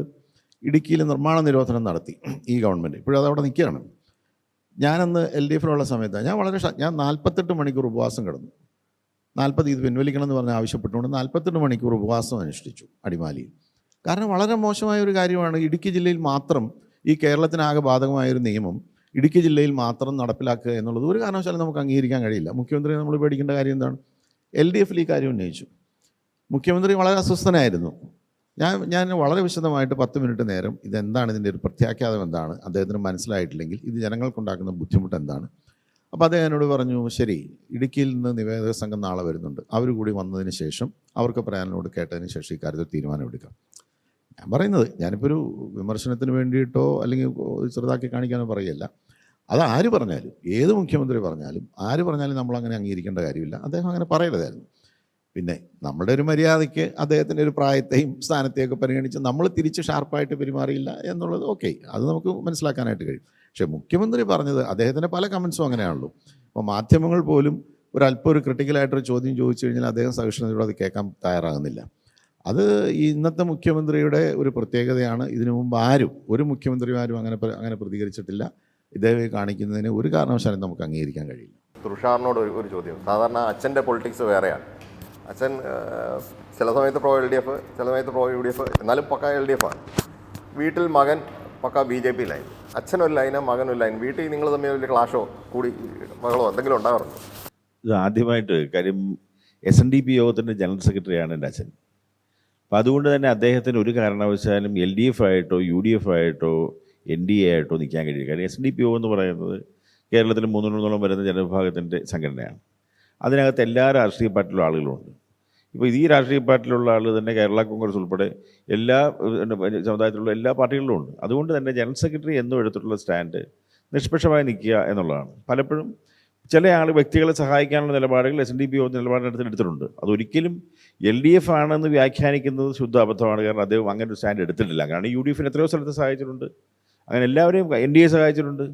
എന്തുകൊണ്ടാണ് രാജേട്ടൻ പണ്ട് പിന്നെ ട്രിവാൻഡ്രത്ത് 2ാം സ്ഥാനത്ത് വന്നത്? അന്ന് SNDP യോഗത്തിൻ്റെ സഹായം ശക്തമായിട്ടുണ്ടായിരുന്നു. അപ്പോൾ അതുകൊണ്ട് അങ്ങനൊരു സ്റ്റാൻഡ് അദ്ദേഹത്തിനില്ല. SNDP യോഗത്തിൻ്റെ സ്റ്റാൻഡ് എന്ന് പറയുന്നത് ഏതൊക്കെ രാഷ്ട്രീയ പാർട്ടികൾ വിശ്വസിക്കുന്നുണ്ടോ അവർക്ക് അവിടെ നിൽക്കുന്നതിന് മകനായതുകൊണ്ട് പ്രത്യേക തടസ്സമൊന്നുമില്ല, ആർക്കുമാകാം. അതിനകത്ത് ഇപ്പോൾ ഇതിനകത്തുള്ള ഒരുപാട് നേതാക്കന്മാർ LDF-ലുണ്ട്, UDF-ലുണ്ട്, NDA-യിലുണ്ട്. അപ്പം അങ്ങനെ ഒരു തർക്കം എന്നുള്ള വിഷയം ഞങ്ങൾ തമ്മിലില്ല. ഇപ്പോൾ ഈ ഇലക്ഷന് നിൽക്കുമ്പോൾ സാധാരണ അതൊരു ഭീഷണിയായി വരേണ്ടത് തോമസ് ചാഴിക്കാടിൻ്റെ ഒരു സീറ്റിലാണ്. കാരണം വൈക്കം പോലുള്ള സ്ഥലത്ത് സമുദായ വോട്ടുകൾ കുറച്ച് കൂടുതലുണ്ട്. അത് സ്വാഭാവികമായിട്ടും ഇദ്ദേഹം നിൽക്കുമ്പോൾ ഇദ്ദേഹത്തിന് തരാതെ മറ്റൊരാൾക്ക് കൊടുക്കാൻ പറ്റുമോ? അതിനെ എങ്ങനെ സംബന്ധിച്ചോളം BDJS എന്ന് പറയുന്ന പൊളിറ്റിക്കൽ പാർട്ടിയും NDA-യും അങ്ങനെ ഒരു സമുദായ പാർട്ടിയായിട്ട് ഒരിക്കലും കാണരുത്. കാര്യം NDA സംബന്ധിച്ചിടത്തോളം ഇന്ന് പിന്നെ എല്ലാ സമുദായത്തിലുള്ള ആളുകൾ അതിലുണ്ട്. BDJS സംബന്ധിച്ചിടത്തോളം ഞങ്ങളും എല്ലാ സമുദായത്തിൽപ്പെടുന്ന ആളുകളും ഞങ്ങളുടെ പാർട്ടിയിലുള്ളതാണ്. അവർ ഇന്ന പ്രത്യേക സമുദായം എന്നുള്ളതില്ലല്ലോ. അപ്പോൾ അത് എല്ലാ സ്ഥലത്തും. കാര്യം ഇപ്പം ഞാനിവിടെ മത്സരിക്കുമ്പോൾ ഓട്ടോമാറ്റിക്കലി എല്ലാ സമുദായത്തിൻ്റെ സഹായം എനിക്ക് പിന്നെ NSS ആണെങ്കിലും KPMS ആണെങ്കിലും SNDP ആണെങ്കിലും ക്രിസ്ത്യൻ വിഭാഗത്തിലുള്ള മുസ്ലിം വിഭാഗത്തിലുള്ള എല്ലാവരുമായി ഞാൻ നേരിട്ട് സംസാരിക്കുകയും ചർച്ച ചെയ്യുകയും ചെയ്തിട്ടുള്ളതാണ്. അവരുടെയൊക്കെ സഹായം കിട്ടും എന്ന് തന്നെയാണ് ഞാൻ പ്രതീക്ഷിക്കുന്നത്. കാര്യം ഇപ്പോൾ കുറച്ച് മുമ്പ് രണ്ടുപേരും പറഞ്ഞ കാര്യം ഞാൻ പറഞ്ഞതായിട്ട് വലിയ വ്യത്യാസമില്ല റബ്ബർ വിഷയത്തിൽ. കാര്യം ഈ പറഞ്ഞത് എന്താണ്? കാര്യം മറ്റുള്ള പല കൃഷികളും ഇന്ത്യയിൽ ഈ ഗവൺമെൻറ് ആണെങ്കിലും മുൻപിലത്തെ ഗവൺമെൻറ് ആണെങ്കിലും വളരെ അതിന് പ്രൊട്ടക്ഷൻ കൊടുത്തിട്ടുണ്ട്. നമുക്കറിയാം ഈ നരേന്ദ്രമോദി സർക്കാർ വരുന്നതിന് ശേഷമല്ല റബ്ബറിന് വില കുറഞ്ഞു പോയത്, അതിന് മുമ്പ് തന്നെ കുറഞ്ഞു പോയതാണ്. പക്ഷേ അതിന് ഇത്രയും വർഷങ്ങളായിട്ട് യഥാർത്ഥത്തിൽ പല കാരണങ്ങളാൽ അതിൻ്റെ അധികാര സ്ഥാനങ്ങളിൽ ഇരിക്കുന്നവരെ കൃത്യമായി ബോധ്യപ്പെടുത്തുവാനും അതിന് വില കൂട്ടുന്നതിന് വേണ്ടിയുള്ള നടപടി എടുക്കുവാനും നമുക്ക് കഴിഞ്ഞിട്ടില്ല എന്നുള്ളത് ഞാൻ തന്നെ പറഞ്ഞു. അത് തന്നെയാണ് അവർ രണ്ടുപേരും പറയുണ്ടായത്. തീർച്ചയായും നമുക്ക് 250 രൂപയിലേക്ക് വില എത്തിക്കാൻ പറ്റും എന്നുള്ള കാര്യത്തിൽ ഒരു സംശയമില്ല. അതിനുള്ള ചില ടെക്നിക്കൽ കാര്യങ്ങൾ ചെയ്തു കഴിഞ്ഞാൽ തീർച്ചയായും നമുക്ക് നടപ്പിലാക്കാൻ കഴിയും എന്നുള്ള കാര്യത്തിൽ എനിക്ക് പരിപൂർണ വിശ്വാസമുണ്ട്. 2 അക്കം കടക്കും NDA എന്നുള്ള കഴിഞ്ഞ ദിവസം പ്രധാനമന്ത്രി പറഞ്ഞല്ലോ, വളരെ ശ്രദ്ധിക്കപ്പെടുന്ന അതിൻ്റെ ഒരു ആത്മവിശ്വാസത്തിൻ്റെ അടിസ്ഥാനം എന്താണെന്നാണ് തോന്നുന്നത്? ഇന്ത്യയുടെ കഴിഞ്ഞ ഈ 10 വർഷക്കാലം കൊണ്ടുണ്ടായുള്ള ഡെവലപ്മെൻറ്റുകൾ കേരളത്തെ സംബന്ധിച്ചുള്ള നമ്മുടെ അവസ്ഥ എന്താണ്? യഥാർത്ഥത്തിൽ ഇവിടുത്തെ ചെറുപ്പക്കാർ മുഴുവൻ പുറത്തേക്ക് പോയിക്കൊണ്ടിരിക്കുക. ഒരു കുട്ടിക്ക് പോലും വിദ്യാഭ്യാസം ചെയ്യാൻ വേണ്ടി കേരളം നിൽക്കണ്ട. എന്തെങ്കിലും സാധ്യതയുണ്ടെങ്കിൽ അവർ നേരെ ഒന്നുകിൽ തമിഴ്നാട്, ഇല്ലേ കർണാടകം, ഇല്ലെങ്കിൽ ഇന്ത്യക്ക് പുറത്തേക്ക്. അതുമാത്രമല്ല ഇവിടുത്തെ തൊഴിലിനുള്ള സാധ്യത ഉൾപ്പെടെയുള്ള കാര്യങ്ങൾ. കാരണം നമുക്ക് ശമ്പളം വളരെ കുറവാണ്. ഒരു ഇംഗ്ലീഷ് വെറുതെ സംസാരിക്കാനൊന്നും അറിയാവുന്ന ഒരാൾ ചുമ്മാ കർണാടകത്തിൽ പോയി നിന്നാൽ അവന് 30,000 രൂപ ശമ്പളം കിട്ടും. അപ്പോൾ പൊതുവേ കാര്യം ഇന്ത്യയുടെ മറ്റുള്ള ഭാഗങ്ങളിൽ ഇത്രയും കൂടുതൽ ഡെവലപ്മെൻറ്റുകൾ നടക്കുകയും ഇത് മുഴുവൻ സോഷ്യൽ മീഡിയയിലും അല്ലാതെയും കണ്ടുകൊണ്ടിരിക്കുന്ന ആളുകളാണ് കേരളത്തിലുള്ള ചെറുപ്പക്കാരെല്ലാവരും. കാര്യം നമുക്കറിയാം ചെറുപ്പക്കാരാണ് ഇന്നിവിടെ ഏറ്റവും കൂടുതലുള്ളത്. അതുകൊണ്ട് തന്നെ ഇതുപോലെ മറ്റുള്ള സംസ്ഥാനങ്ങൾ, നമ്മൾ ഈ പറയുന്ന മഹാരാഷ്ട്ര ഉൾപ്പെടെയുള്ള UP ഉൾപ്പെടെയുള്ള സംസ്ഥാനങ്ങൾ കഴിഞ്ഞ 10-15 വർഷക്കാലം മുമ്പ് അവിടെ ഉണ്ടായിരുന്ന വോട്ടിൻ്റെ ശതമാനം വെറും 6%, 7% വോട്ടം ഉണ്ടായിരുന്നു. ഇന്ന് NDA സംബന്ധിച്ചുള്ള ഏതാണ്ട് 16-17% ഉണ്ട്. ത്രിപുര ഉൾപ്പെടെ മുഴുവൻ മാറി ചിന്തിച്ച് കഴിഞ്ഞു. ആ ഒരു സാഹചര്യത്തിൽ കേരളത്തിലും ഒരു വലിയ മാറ്റം ഉണ്ടാകും എന്ന് മനസ്സിലായിക്കൊണ്ട് തന്നെയാണ് അന്ന് നരേന്ദ്രമോദിജി അങ്ങനെ പ്രഖ്യാപനം നടത്തിയിട്ടുള്ളത്. ഇന്ത്യയുടെ ആ മറുപടിയോട് മറ്റുള്ള പ്രതികരണം ഉണ്ട്. ഇന്ത്യയുടെ ഈ ആത്മവിശ്വാസത്തിൻ്റെ ഇന്ത്യയുടെ ആത്മവിശ്വാസം, അതേക്കുറിച്ച് ഞങ്ങൾക്ക് പറയാനുള്ളത് ഈ NDA ഇപ്പോൾ ഇങ്ങനെയുള്ള ആത്മവിശ്വാസം പല ഘട്ടത്തിൽ പ്രകടിപ്പിച്ചിട്ടുണ്ട്. ഒന്നാം വാജ്പേയി അല്ല, 99-ലെ വാജ്പേയി സർക്കാർ 4 വർഷം കഴിഞ്ഞപ്പോൾ ഇന്ത്യ ഷൈനിങ്, ഇന്ത്യ തിളങ്ങുന്നു എന്ന് പറഞ്ഞ് പിരിച്ചുവിടുകയും ഞങ്ങളുടെ 1 വർഷം അതുപോലെ നഷ്ടപ്പെട്ടു. ഇലക്ഷൻ നടത്തി. ഇലക്ഷൻ കഴിഞ്ഞ് റിസൾട്ട് വന്നു കഴിഞ്ഞപ്പോൾ നമ്മൾ കണ്ടത് എന്താണ്? UP അധികാരത്തിൽ വരുന്നതാണ് കണ്ടത് എന്ന് പറയുന്നത് പോലെയൊക്കെ ഉള്ളൂ. വിത്ത് ഓൾ റെസ്പെക്റ്റ്, അദ്ദേഹത്തോടുള്ള എല്ലാ ബഹുമാനവും വെച്ചുകൊണ്ട് ഞാൻ പറയുന്നു, ഈ ഇപ്പോഴത്തെ ഈ അവകാശവാദം ഇപ്പോൾ കഴിഞ്ഞ 10 വർഷത്തെ ഇന്ത്യയുടെ ഭരണം അത് ജനങ്ങളുടെ മുന്നിലുണ്ട്. കുറേ വമ്പൻ പ്രഖ്യാപനങ്ങൾ, വമ്പൻ പരിപാടികൾ ഒക്കെ ചെയ്തിട്ടുണ്ട്, പറഞ്ഞിട്ടുണ്ട് എന്നുള്ളതിനപ്പുറം അടിസ്ഥാന വിഷയം ഇവിടുത്തെ അടിസ്ഥാന വർഗം ആരാണ്? കർഷകരാണ്. ഈ രാജ്യത്ത് 60-65% ആളുകൾ കർഷകരാണ്, കൃഷിക്കാരാണ്. ഈ ഗവൺമെൻറ് നരേന്ദ്രമോദി കേന്ദ്രത്തിൽ അധികാരത്തിലിരിക്കുമ്പോഴാണ് ഇതുപോലെ പ്രചണ്ഡമായ ഒരു കർഷക സമരം ഈ രാജ്യത്തുണ്ട്. ഒരു വർഷക്കാലം നീണ്ടു നിന്ന കർഷക സമരം. 700-ലേറെ കർഷകരാണ് അന്ന് മരണപ്പെട്ടത്, ജീവൻ കൊടുക്കേണ്ടി വന്ന ആ സമരവുമായി ബന്ധപ്പെട്ട്. ഇപ്പോൾ രണ്ടാമത്തെ കർഷക സമരം വന്നിരിക്കുന്നു. ഇപ്പോഴും കുറേ പേര് മരിച്ചു കഴിഞ്ഞു, വെടിയേറ്റും അല്ലാതെയും ഒക്കെ മരിച്ചു കഴിഞ്ഞു. ഈ രാജ്യത്തെ അടിസ്ഥാന വർഗത്തിൻ്റെ പ്രശ്നത്തിന് ഒരു പരിഹാരം കാണാൻ കഴിയാത്ത ഒരു സർക്കാർ എന്ത് നേട്ടങ്ങൾ മറ്റുണ്ടാക്കിയെന്നാണ് പറയുന്നത്? ഇവിടുത്തെ ഏറ്റവും പ്രധാനപ്പെട്ട പ്രശ്നം, പണ്ഡിറ്റ് ജവഹർലാൽ നെഹ്റു എന്താണ് പറഞ്ഞത്? ഒന്നാം പ്ലാനിംഗ് കമ്മീഷൻ്റെ മീറ്റിങ്ങിൽ പല പ്രപ്പോസൽ വന്നപ്പോൾ അദ്ദേഹം പറഞ്ഞു, എല്ലാം കൊള്ളാം, നല്ല കാര്യം, അത് വേണം, ഇൻഡസ്ട്രി വേണം, മാനുഫാക്ചറിങ് ഒക്കെ ഞാൻ ശ്രമിച്ചു, പക്ഷേ everything else can wait but not agriculture.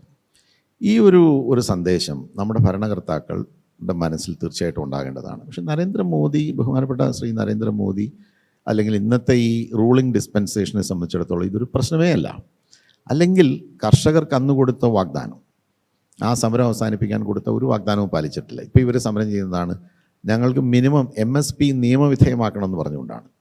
2006 Swaminathan കമ്മീഷനും അതുപോലെ തന്നെ agriculture cost and prices commission chairman doctor Abhijit സെന്നും ഒക്കെ പറഞ്ഞിട്ടുള്ള ഒരു ഫോർമുലയുണ്ട്, MSP ഫോർമുലയുണ്ട്, C2 + 50%. അതല്ലെങ്കിൽ കൃത്യമായ ആ ഫോർമുല പറഞ്ഞാൽ A2 + FL + C2 + 50% ആണ്. അത് 4-5 ഘടകങ്ങളുണ്ട്.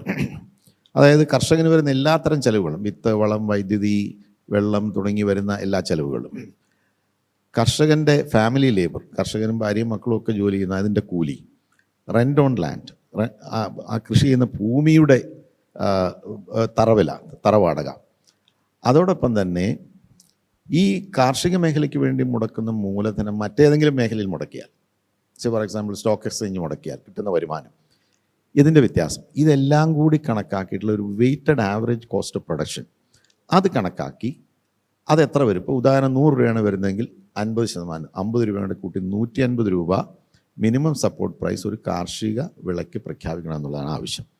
അത് നിയമവിധേയമാക്കണം. ഇതിപ്പോൾ ചുമ്മാ ഇങ്ങനെ പറഞ്ഞുകൊണ്ടിരിക്കണമല്ലാതെ നടക്കുന്നില്ലല്ലോ. സംഭരണവും പ്രഖ്യാപനവും അതനുസരിച്ചുള്ള MSP കിട്ടുന്നില്ലല്ലോ. അതിനുവേണ്ടിയിട്ടാണ് അവരിപ്പോൾ സമരം ചെയ്യുന്നത്. അപ്പോൾ രണ്ടാമത് വീണ്ടും ഈ ഭരണം അവസാനിക്കുന്ന സമയമായപ്പോൾ ഈ പ്രശ്നത്തിന് പരിഹാരം ഉണ്ടാകാതെ 3 നിയമങ്ങൾ കൊണ്ടുവന്ന് കോൾഡ് സ്റ്റോറേജ് വെച്ചിട്ടേ ഉള്ളൂ. അത് ഏത് സമയത്ത് വേണമെങ്കിലും വീണ്ടും അവതരിപ്പിച്ച് വീണ്ടും അത് പാസ്സാക്കാനുള്ള പരിശ്രമം ഉണ്ടാകും. അപ്പോൾ ഇതിനെതിരെ അതിശക്തമായിട്ടൊരു സമരം നടത്തിയിട്ട് ഈ ഗവൺമെൻറ് അതിന് ഒരു പരിഗണനയും കൊടുക്കുന്നില്ല. ഇന്ത്യ മുന്നണി 28 കക്ഷികളുടെ ഒരു ഫോർമേഷൻ, ഈ രാജ്യത്തെ പ്രധാനപ്പെട്ട എല്ലാ പ്രതിപക്ഷ കക്ഷികളും, രാജ്യം മുഴുവൻ പാൻ ഇന്ത്യൻ ഒരു മുന്നണി എന്ന് വേണമെങ്കിൽ അതിനെ വിളിക്കാം. പ്രാദേശിക കക്ഷികളും ദേശീയ കക്ഷികളും എല്ലാം കൂടി കോൺഗ്രസ് നേതൃത്വം കൊടുക്കുന്ന ആ മുന്നണി, ഇപ്പോൾ അതിനകത്ത് ചില പൊട്ടലും ചിറ്റലുകളൊക്കെ ഉണ്ടായിട്ടുണ്ട്. ബീഹാറിൽ നിതീഷ് കുമാർ പുറത്തുപോയി, പക്ഷേ ബീഹാറിൽ ഇപ്പോൾ അതിനുശേഷം നടത്തിയ റാലി, ഇന്ത്യ മുന്നണിയുടെ റാലി വലിയ ഗംഭീര വിജയമായിരുന്നു. ബംഗാളിൽ മമതാ ബാനർജിയുമായ ഒരു സീറ്റ് അഡ്ജസ്റ്റ്മെൻറ്റിന് ഒരു പ്രശ്നം വന്നിട്ടുണ്ട്. പക്ഷേ ഡൽഹിയിലും പഞ്ചാബിലും ഒക്കെ ഈ കാര്യങ്ങൾ ഭംഗിയായി പോകുന്നു. ദേശീയ തലത്തിൽ നാഷണൽ ലെവലിൽ ഇത് ഭംഗിയായി പോകുന്നു. ഒറ്റ കാര്യം മാത്രമേ ഉള്ളൂ, ഇന്ത്യക്കെതിരെ ഒരു സിംഗിൾ ഓപ്പോസിഷൻ കാൻഡിഡേറ്റിനെ നിർത്താൻ പറ്റിയാൽ ഈ ഭരണത്തിൽ മാറ്റം ഉണ്ടാകും. ഞങ്ങൾ ആ ഒരു ശുഭപ്രതീക്ഷയിലാണ് മുന്നോട്ട് പോകുന്നത്. അതിലേക്ക് ഈ ഇന്ത്യ മുന്നണിയുടെ ലീഡർഷിപ്പ് എത്തിച്ചേരണം. അതാണ് ജനങ്ങൾ ആഗ്രഹിക്കുന്നത്. ഒരു മാറ്റം വരട്ടെ. 10 വർഷമായല്ലോ. ഈ 10 വർഷത്തിൽ ഇന്ത്യയുടെ ഏറ്റവും അടിസ്ഥാന വർഗത്തിൻ്റെ പ്രശ്നത്തിന് പരിഹാരം കാണാൻ കഴിയാതെ എന്ത് നേട്ടം ഉണ്ടാക്കിയെന്ന് പറഞ്ഞാലും, നമ്മൾ ബഹിരാകാശ രംഗത്ത്, ഡിഫൻസ്, രാജ്യരക്ഷാ രംഗത്ത് ഒക്കെ നേട്ടമുണ്ടാക്കി, അല്ലെങ്കിൽ മറ്റ് വ്യാവസായികമായി വൻകിട കോർപ്പറേറ്റുകൾ വലിയ തോതിൽ നേട്ടങ്ങളുണ്ടാക്കി എന്നൊക്കെ പറയുന്നതിനപ്പുറം അടിസ്ഥാന പ്രശ്നത്തിനൊരു പരിഹാരം കാണാൻ കഴിഞ്ഞ 10 വർഷത്തെ നരേന്ദ്രമോദി ഭരണത്തിൽ കഴിഞ്ഞിട്ടില്ല. ഇത് വലിയ ഒരു പ്രതിഷേധമായിട്ട് ഈ തെരഞ്ഞെടുപ്പിൽ പ്രതിഫലിക്കും. ഇന്ത്യ മുന്നണി ഒറ്റ കാര്യം മാത്രമേ ഉള്ളൂ, അഡ്ജസ്റ്റ് ചെയ്ത് നല്ല രീതിയിൽ അത് മാനേജ് ചെയ്ത് ഒരു സിംഗിൾ ഓപ്പോസിഷൻ കാൻഡിഡേറ്റിനെ നിർത്താനുള്ള പരിശ്രമം നടക്കുകയാണ്. അത് നിർത്തും. അങ്ങനെ നിർത്തിക്കഴിഞ്ഞാൽ ഇന്ത്യയെ പരാജയപ്പെടുത്താൻ കഴിയുമെന്നുള്ള തികഞ്ഞ ആത്മവിശ്വാസം ഇന്ത്യ മുന്നണിക്കുണ്ട്. ഇക്കാര്യത്തിൽ നല്ല യോജിപ്പായിരിക്കും നിങ്ങൾ തമ്മിൽ. മോഡിയുടെ വിരുദ്ധ കാര്യത്തിൽ നിങ്ങൾക്ക് തമ്മിൽ യോജിപ്പായിരിക്കുമല്ലോ. ബഹുമാനായ പ്രധാനമന്ത്രി പറയുന്നത് ഇന്ത്യ സാമ്പത്തിക ശക്തിയായി വളർന്നു, 5ാമത്തെ ശക്തിയായി ഇപ്പോൾ തന്നെ വളർന്നിരിക്കുന്നു എന്നൊക്കെ പറയുമ്പോഴും ഇന്ത്യയിലെ സാധാരണക്കാരൻ്റെ വരുമാനവും കോർപ്പറേറ്റുകളുടെ വരുമാനവും തമ്മിലുള്ള അന്തരം വളരെ വലുതായി മാറിക്കൊണ്ടിരിക്കുന്നു എന്നത് ആർക്കും നിഷേധിക്കാൻ കഴിയില്ല. സാധാരണക്കാരൻ്റെ വരുമാനം വർദ്ധിപ്പിക്കാൻ എന്തെങ്കിലും നടപടി സ്വീകരിക്കുന്നതിന് പകരം കോർപ്പറേറ്റുകൾക്ക് സമ്പന്നനെ അതിസമ്പന്നനാകുന്ന ഒരു സാഹചര്യം സൃഷ്ടിച്ചു, ആ സമ്പത്ത് വർദ്ധിച്ചു എന്ന് പറയുന്നത് കൊണ്ട് മാത്രം എല്ലാവർക്കും സുരക്ഷിതമായ ഒരു ജീവിതം ഉറപ്പുവരുത്താൻ കഴിയുന്നില്ല. ഇപ്പോൾ കേരളത്തെ സംബന്ധിച്ചിടത്തോളം അതിദരിദ്രരുടെ ലിസ്റ്റ് എടുത്തപ്പോൾ 0.something ഉള്ളൂ. മറിച്ച് UP എടുത്താൽ അതിദരിദ്രരുടെ എണ്ണം 30%, ബീഹാറിൽ അതുപോലെ ഒക്കെയുള്ള വ്യത്യാസം നിലനിൽക്കുമ്പോൾ ഇന്ത്യ സമ്പന്ന രാജ്യമായി മാറി എന്ന് പറയുന്നതിനകത്ത് അർത്ഥമില്ല. സാധാരണക്കാരൻ്റെ ജീവിത നിലവാരത്തിൽ മാറ്റമുണ്ടാക്കാൻ കഴിയാത്ത ഒരു ഗവൺമെൻറ്. 2, ഇന്ത്യയെ ഒന്നായി കാണാൻ കഴിയുന്ന ഒരു ഗവൺമെൻറ് ഭാരതത്തിന് ആവശ്യമായി വരുന്നു. ഇന്ത്യയിലെ മുഴുവൻ ജനങ്ങളെയും, എല്ലാ വിഭാഗം ജനങ്ങളെയും നമ്മുടെ ഭരണഘടന ഉറപ്പ് നൽകുന്ന ഒരു കാര്യമാണത്. അത് ഇന്ന് സാധിക്കുന്നുണ്ടോ എന്ന് സംശയം ജനിപ്പിക്കുന്ന ഒരു സാഹചര്യത്തിലൂടെ നാം കടന്നു പോകുന്നു. അതുകൊണ്ട് തന്നെ ഇവിടെ നേരത്തെ ഫ്രാൻസിസ് ജോർജ് സൂചിപ്പിച്ചതുപോലെ ഇന്ത്യ മുന്നണി, ഞങ്ങളൊക്കെ അതിൽ ഘടകകക്ഷികളാണ്.